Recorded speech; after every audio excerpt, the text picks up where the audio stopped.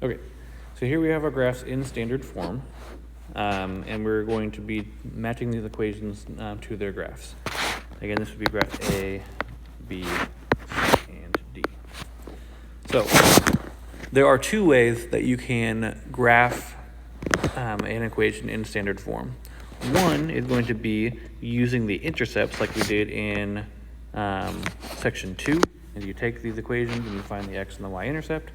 The other would be what we did in section 3, which is finding the equations, turning the equations from standard form into slope-intercept form. It does not matter which one you want to do.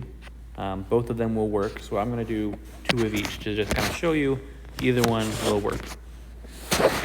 So for problem 1, I'm going to start by finding the x and the y-intercepts. To find the x-intercept, I would say that we're going to take this equation 2x plus 3y equals 6, but instead of y, I would say I have 0. So I would have 2x plus 3 times 0 equals 6. That's going to leave me with 2x equals 6. And I divide by 2, and that gives me x equals 3 for my x-intercept. Then to find the y-intercept, I'd do the same thing, but I would say that x is 0, so 2 times 0 plus 3y equals 6. 2 times 0 is 0, and so we have 3y equals 6, divided by 3, and we'd have y equals 2. So for problem 1, we're going to have x-intercepts x equals 3 and y equals 2 for the y-intercept.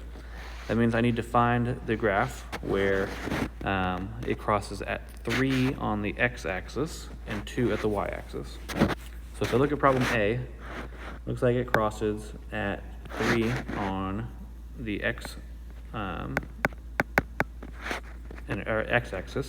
and it crosses at 2 on the y-axis, and so A is the one that matches this first equation, because it crosses at 3 on the x-axis and at 2 on the y-axis. Okay, so let's look at problem 2, and we'll do the same thing. To find the x-intercept, I would take 3x plus 2 times 0 equals 6, and 2 times 0 is 0, so that gives me 3x equals 6, divide by 3, and that gives me x equals 2 for the x-intercept. Then for the y-intercept, I would have 3 times 0 plus 2y equals 6.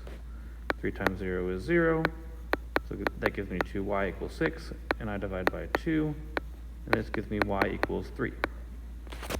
So here I need the graph where it crosses the x-axis at 2 and the y-axis at 3.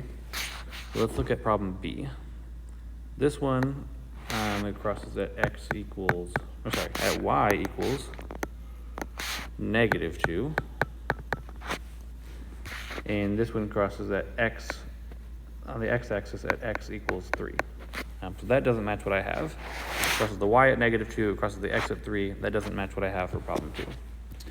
So let's look at problem C. Here, this crosses the x-axis at negative 2. And it crosses the y-axis at 3. So that's closer because what we're looking for is x equals 2 and y equals 3, but C crosses at negative 2, so still not quite right. So finally, let's check problem D. This one crosses the x-axis at 2, so x would equal 2 for the x-intercept, and it crosses the y-axis at 3, so y would equal 3 for the y-intercept, and this is the one that matches what we have for problem 2. X equals 2 and y equals 3. So problem D is our answer for equation 2. All right, so that is how you can find it using the x and the y-intercepts.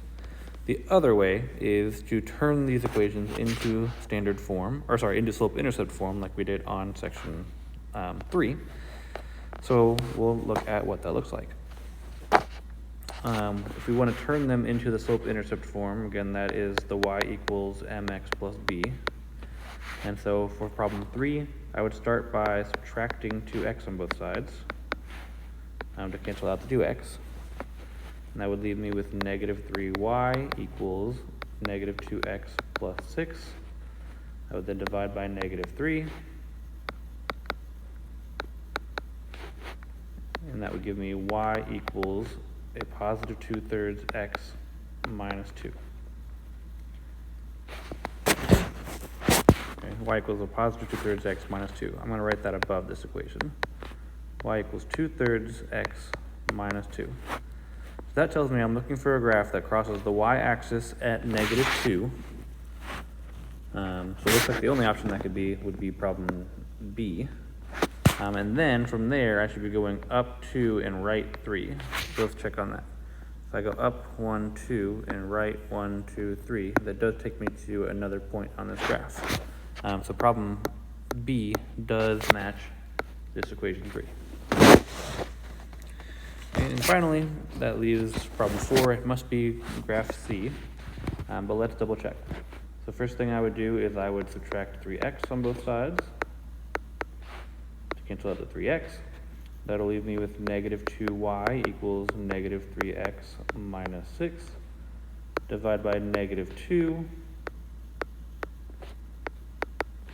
And this would give me y equals a positive 3/2x, and then a positive 3. So again, I'll write that above. Y equals 3/2 x plus 3. So that means I must cross at 3, which if we look at graph C, I do. And then from there, I should be going up 3 and right 2.